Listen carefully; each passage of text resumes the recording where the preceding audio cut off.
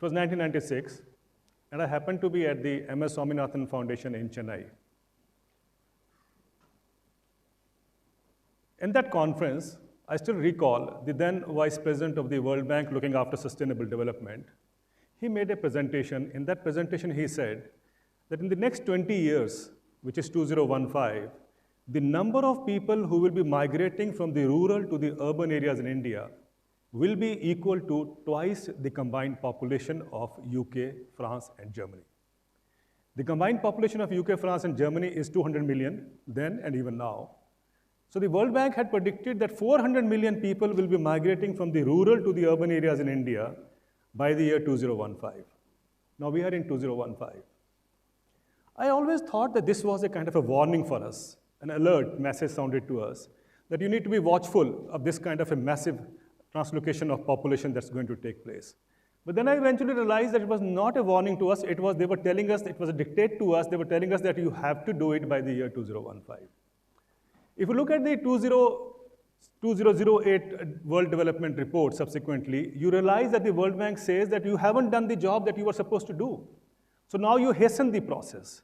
How do you hasten the process? You go in for land rentals and land acquisition. The population which is actually living on what is called productive asset, which is land, needs to be taken out because they are inefficient producers, they are inefficient utilizer of land. So they need to be shifted out to the urban areas, and then there's a problem that you're going to encounter in the process, which is that the younger people in agriculture don't know anything to do except for agriculture or farming. So they need to be trained to become industrial workers.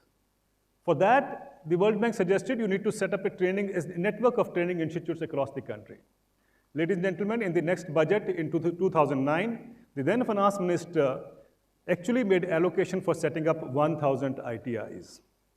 So the objective before us is very clear. If you look at from 1995 to 2015, 20 years period, we've had close to 300,000 farmers committing suicide. The situation is so dire, so grim, that every hour, 2 farmers commit suicide somewhere in this country. Much of these suicides are concentrated in the central part of India, in Vidarbha, in Telangana, and of course in the other states.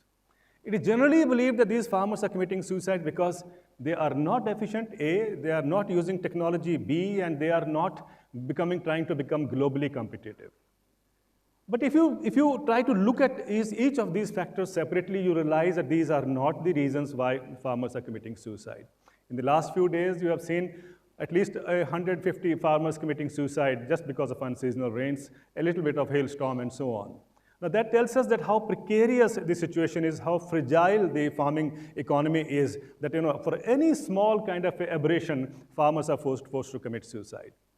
This is part of a global design, as I said, because the World Bank has told us clearly to move these people out. And so therefore, all efforts are to see that how we create conditions in which the farmers either die or they commit suicide, or they have no other choice left but to move on into the cities. Now that's one scenario. And let's look at the other one.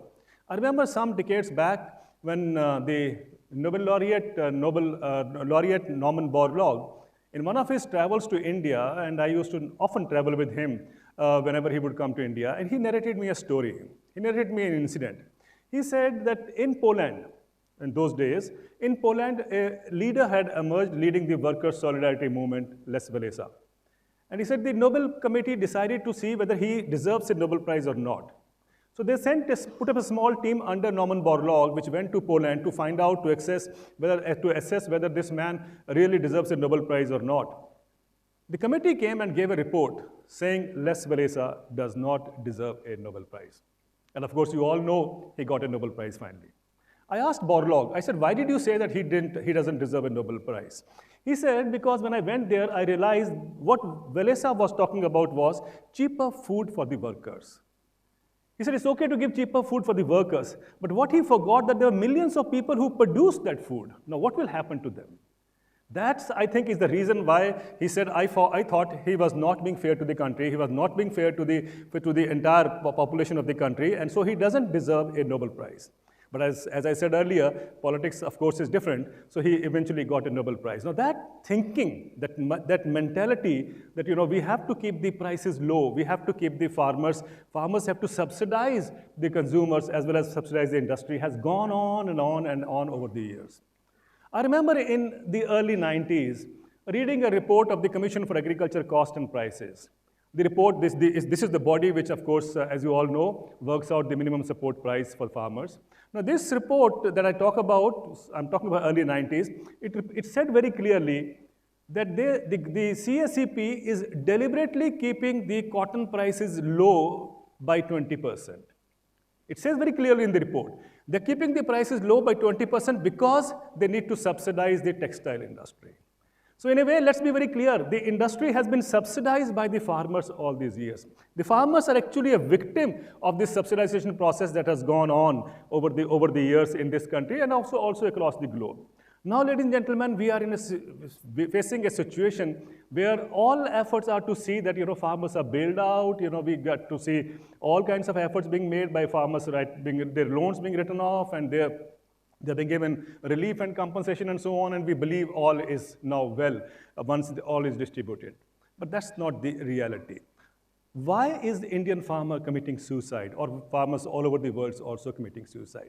In a country which has 600 million farmers, roughly 52% of the farming population in India is comprising of farmers. Now, in that condition, these are the kinds of people who, if you look at it, over the years have done a remarkable job for this country by producing food. Even against all odds, they continue to produce a bumper harvest year after year.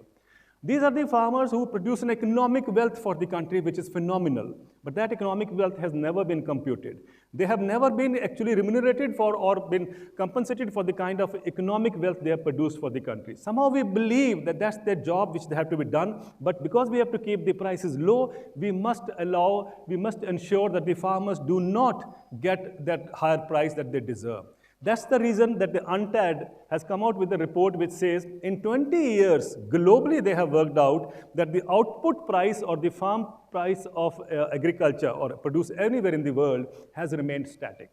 For 20 years, the input prices have been soaring, the output prices have remained static for 20 years. And I'm sure you will agree that if you were to actually adjust for inflation, the price that a farmer gets for wheat or for tomato or for basmati rice is exactly the same or almost the same what he used to get 20 years back. And you and me, if our salaries were to remain frozen for 20 years, I'm sure many of us would have also committed suicide.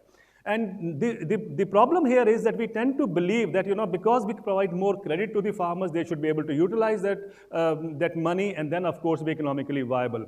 And then we compare that, after all, how can the farmer in America be so productive and so rich or so efficient? If the Indian farmers are not able to match that, that's their fault. Now, if you look at America, compare that with India, or look at Europe and compare that with India, or compare that with any of the developing countries, you'll be surprised to find out that in America, it's not because they are very efficient, quote unquote. It is the amount of subsidies that are pumped out, the kind of support they get from the state, that actually makes agriculture economically viable for them. Let me illustrate. In 2005, I did a study in which I tried to look at the cotton subsidies of America and cotton subsidies of India. In that study, I found out that in America, there are 20,000 cotton growers. In India, we have the largest area under cotton in the world. The argument is that unless the Indian farmer raises his productivity levels, he cannot be globally competitive. He will go on committing suicide. But as I said earlier, the government has always kept the price low for the farmers because they have to subsidize the textile industry. But in any case, if you look at America, I realized and I found out that their productivity level is very high. Despite that, these 20,000 farmers produced a crop in 2005 of $3.9 billion. And then they were subsidized to the extent of $4.7 billion to produce a crop of $3.9 billion. Now, what happens in this bargain is that the prices, international prices slump by about 40–45%, as a result of which the Indian farmer or the farmer in Africa, Western Africa, looks to be an inefficient farmer and he is priced out. So those farmers can go on a cruise, Indian farmers commit suicide. Now, that's what is happening because of the international dimension that we have to see if we have to look at the way agriculture is being defined. And that is the reason when we talk of what happened from 1995, and if I take you a little before that, into the era, another 10 years if you add of structural adjustment program of the World Bank, the entire analysis now tells us that by 2005 that 105 of the developing countries have actually become food importing countries. So when you import food, actually you import unemployment. You import cheaper food, the small and marginal farmers out of agriculture. Now that's the kind of a process which has gone on both internationally as well as the national. Now these two combined policies have actually added on to the kind of crisis that exists in India. You can say that, unless you get BT cotton seed or unless you get genetically modified or food or you pump in more pesticides and fertilizer, the farmers' income will not go up. This is a general impression that we need to bring in more technology. We need to bring in more capital into agriculture, which is, of course, coming through technology that they believe. This will pump in or this will jack up India farmers' income.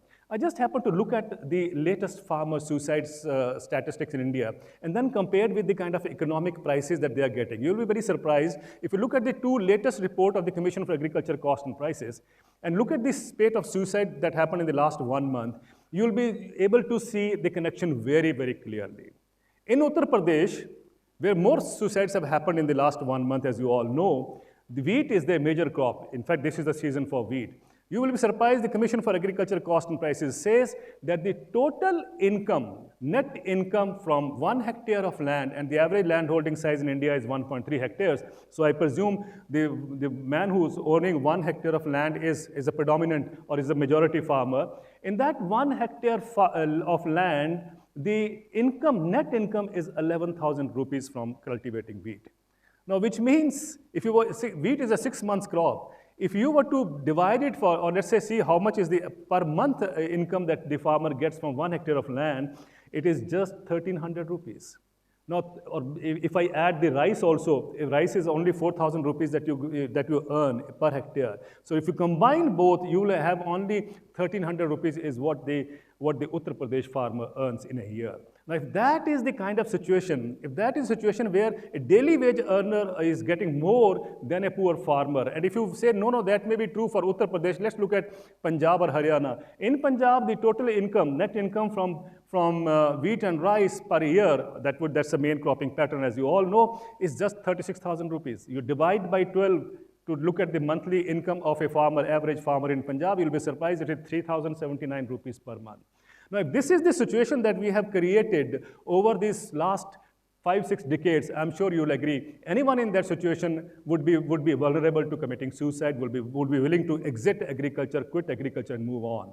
Now, in that particular situation, but the argument that we are being told or being made to believe is no, because they don't use technology, they don't use the newer seeds that are coming in, they don't use or do farming according to what is being designed for them, what is called precision farming and so on and so forth. But I thought Punjab was a classic example, which using ample manufacturing skills also, and also using all kinds of technologies, and yet the income is only 3,000 rupees or so per month. Now that clearly tells us that the biggest problem agriculture faces is not technology, is not the availability of other inputs, which of course are very crucial, one doesn't deny that, but is to see how we can improve the income of the farmers. To me, that remains something which nobody wants to look at it, because nobody wants to look at it why and how the farmers can be really supported that their income goes up. You'll be surprised in Uttar Pradesh, when Mayawati was the chief minister, just in the last days of her tenure, she provided Safai Karamcharis with 18,500 rupees monthly income. 18,000 for the Safai Karamcharis, 18,500, nothing wrong in that. For the minimum or the government employee, the lowest government employees, 15,000 rupees is for the chaprasi. And look at for the farmer. Poor farmer, even in a place like Punjab, is not earning more than 3,000 rupees a month. So I think the basic crisis, the basic problem that agriculture faces in this country and also in the other countries is the economic crisis or the financial crisis or the crisis of his income, the farm income. And that, I think, is something that is somehow not in the economic radar screen of this country. Is there a way to really help the farmers? Yes.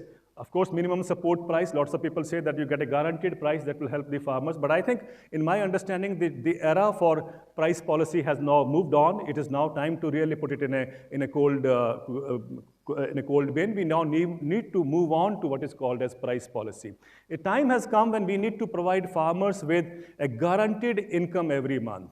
And that is possible. Please don't tell me that there is shortage of money in this country. It's only that there's no money available for these weaker sections or for the farmers. There's money available for the industry and for the corporates as much as they want. So I think the time we have to shift the focus now. The time has come when we need to focus on how to provide farmers a guaranteed income. In the Western countries, they are providing by giving all kinds of support, subsidy support to agriculture. If you look at the last Farm Bill of America, Farm Bill is a bill that they create every 5 years to provide or announce the kind of provision they're going to make for agriculture.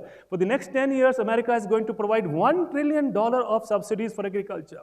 And which means for 5 years, it will be about $500 billion of subsidies for agriculture. Most of it is to help farmers to get into agriculture, to retire, and for all those kinds of activities that agriculture needs kind of support. If those countries can provide support to keep agriculture alive in their country, I think the time has come when we also need to do that. Once we provide a guaranteed income to farmers, and then follow it up with policies which ensure that sustainable kind of farming and economic model of growth takes place, that I think is the only way. But unless the government thinks that we need to pull out 400 million people out of agriculture into the urban areas, then only its growth. I think that is a kind of a model which we have borrowed from the World Bank and from the mainland economists elsewhere in the country. I think the time has come to change. The time had come to take a re-look at that economic growth model. Whether we need to move these people out into the urban areas, because let's be very clear, it is being said that by 2030, India will of course have about 50% population living in the urban areas, but I'm more worried because those people, the so-called urban areas, would be comprising only 2% of India's land. 50% population living in 2% of the land, is that growth? Or you are pushing them into a kind of a virtual hell? I think is something that we need to really evaluate. The time has come when we spread out all this kind of a growth model or the economic benefits to that country which is sparsely being given the benefit now. If that particularly happens, we can make agriculture become a kind of an engine of growth in this country. And just because America and European Union have followed a kind of a different kind of a model does not mean that our economists, our Indian policymakers also need to blindly ape the American model of agriculture into India. I think the time has come when we need to rethink about economics, re-look at the economic model of development and shift to agriculture. Let's not forget, 600 million people cannot be accommodated in the urban areas in the near future. You are not going to have a kind of a wonderful lifestyle or whatever you aim at if you do that. The objective is let them also be economically and also happy, economically gain and also be happy. There's a need to really provide gainful, so that they support for gainful employment to those farmers instead of just pushing them out into the urban areas. Now this is a particular crisis that the world is witnessing, but somehow this debate that I see across is not centered on what is the prerequisite or what is permanently a solution for trying to make agriculture more productive and effective. And if we don't do that, I think, let's be very clear, we are getting on to a situation when food will be only produced in food factories. The world is now coming to a stage when everything is now converging into what is called as future food factories. The future food factories are being now designed, have been looked at by several universities in the Western countries. The World Bank is looking at how to subsidize it. The common structure that I see is a 17-story structure in which seed will come from into the first floor, and the food that the supermarkets will be selling to you will come from the 17th floor. If that's the kind of food system that we want to evolve, that's your choice. But I think the time has come when we need to see that the romance with food that we used to have earlier has a kind of a merit. We should not dispense with it. At the same time, we need to ensure how the farmers can be more profitable and economically viable. And of course, agriculture is sustainably viable at a time when we are talking about agriculture contributing 41% to the greenhouse gas emissions, which adds on to global warming. Now, that's the time when we need to really radically reform agriculture systems. Let's not be ashamed of farmers. Let's try to ensure, let not the farmer be a burden on the society. It's a time to really take that burden from the farmer's shoulder and bear with you and share with you, because after all, he is subsidizing the consumer, he is subsidizing the nation. It's time that the nation takes a real look at what farmers need. Thank you very much.